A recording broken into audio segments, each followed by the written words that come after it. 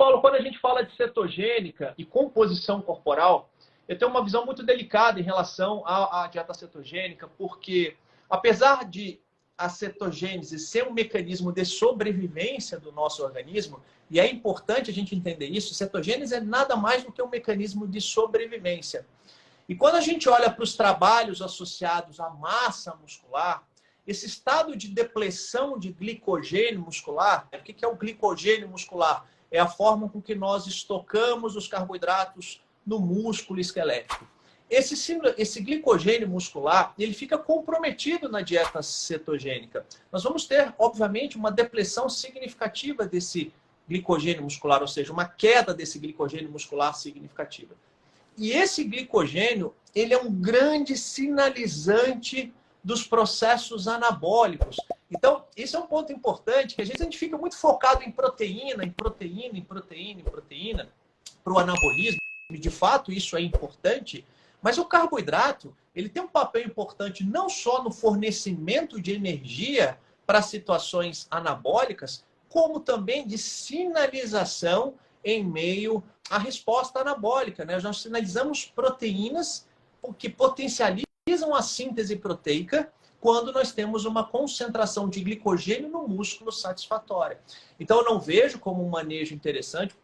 Outro ponto, quando nós pensamos na dieta cetogênica e comparamos com outros modelos de dietas que têm a mesma concentração de proteína, as respostas de emagrecimento são basicamente as mesmas. Então, se eu tenho um ambiente de restrição calórica, com a mesma quantidade de proteína, só que um eu faço cetose e o outro não, o processo de emagrecimento, de perda de gordura, é idêntico. Então, o que a gente precisa entender é qual é a vantagem de seguir uma dieta cetogênica para a composição corporal. Sendo que quando eu preciso construir músculos, eu preciso estar tolerante ao esforço. Eu preciso realmente me submeter a treinos que, por sua vez, gere ali o microtrauma adaptativo na musculatura, para aquela musculatura responder de forma anabólica. E acaba tendo uma queda na minha performance, na minha tolerância ao esforço.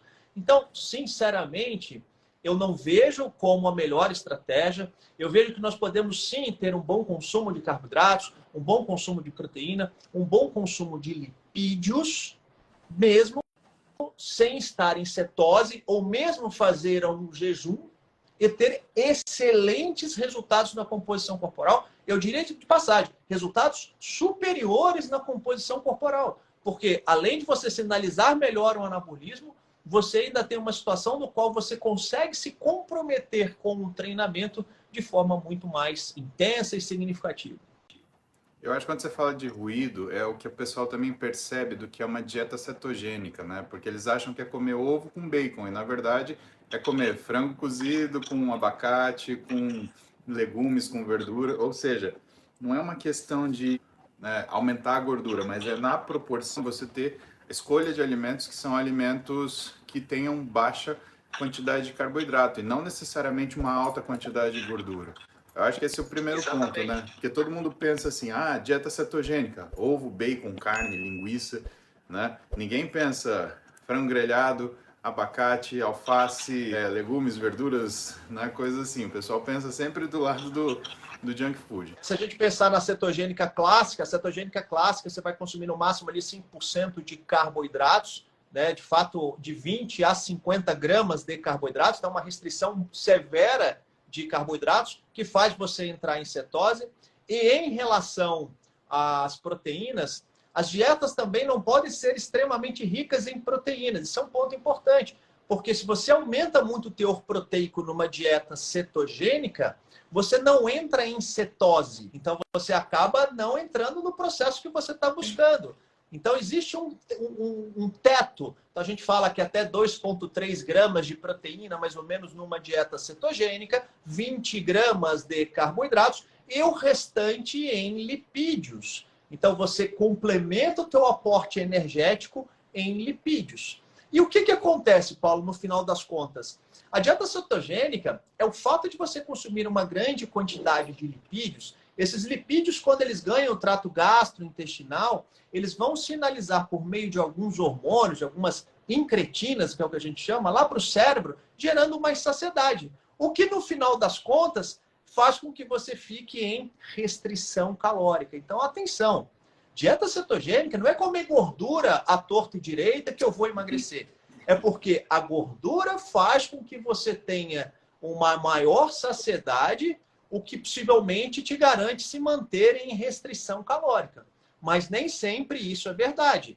Nós temos aí pacientes que podem ser submetidos à dieta cetogênica, e lembrando que a densidade energética da gordura ela é o dobro e mais um pouco do carboidrato, enquanto 1 grama de lipídio são 9 calorias, 1 grama de carboidrato são 4 calorias, então a gente tem uma densidade calórica muito maior. Então, mais facilmente, você também pode fazer um superávit calórico se você errar nessa quantidade de gordura na sua dieta. E aí é outro ponto. Muitas vezes o cara acha que está em cetose, mas ele não fez um corte adequado de carboidratos. De fato, ele não está, não entra em cetose, e aí compromete toda a estratégia, sem falar dos aspectos clínicos em relação à dieta cetogênica. Veja, tem pacientes, tem indivíduos que se adaptam muito bem à dieta cetogênica. Perfeito. Mas temos que lembrar, é um mecanismo de sobrevivência. Quando nós estamos falando de anabolismo, não é a melhor estratégia quando nós falamos de anabolismo. Tá? Isso é um ponto extremamente importante da gente salientar. E aí, Paulo, eu deixo só um adendo aqui. Existe um pesquisador hoje na ciência chamado Kevin Hall, e ele fez trabalhos comparando dietas cetogênicas com dietas de restrição normal, com a adequação no teor proteico da dieta. Falou, você vai fazer cetogênico, mas você vai consumir a mesma quantidade de proteína que um indivíduo que não vai fazer cetogênico e vai também consumir essa quantidade de proteína. E o que é mais legal no trabalho dele é que é o seguinte, ele mostrou que mesmo você estando em cetose, quando as dietas têm o mesmo teor proteico, a queima de gordura, vou colocar assim, né, essa oxidação da gordura, não é diferente de quando você está numa restrição calórica. Então, o grande detalhe está no teor proteico da dieta. Esse é o grande detalhe, que realmente nós podemos dizer que a proteína, ela tem sim um potencial de modificar o nosso gasto energético, mesmo que de forma discreta.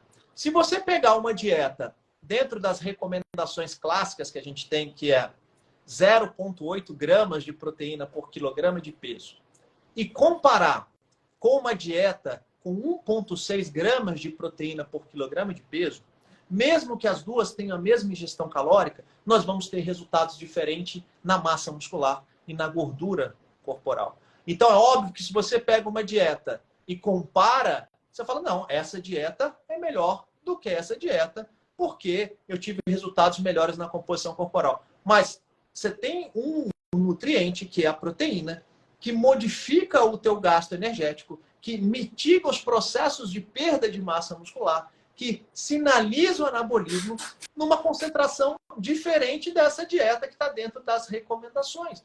Então, os resultados vão ser diferentes. Então, quando você começa a ser um pouco mais criterioso na leitura dos estudos e começa a ver estudos que realmente comparam planos nutricionais que têm o mesmo teor proteico para o mesmo valor calórico, a gente vai perceber que carboidrato e lipídio não vai fazer muita diferença em relação ao emagrecimento. Mas quando nós estamos falando de anabolismo, esse carboidrato vai fazer a diferença. Por isso que eu sempre falo, quer anabolizar, não negligencie os carboidratos da dieta. Quer ter bons músculos, músculos densos, responder a um treinamento, não negligencie os carboidratos.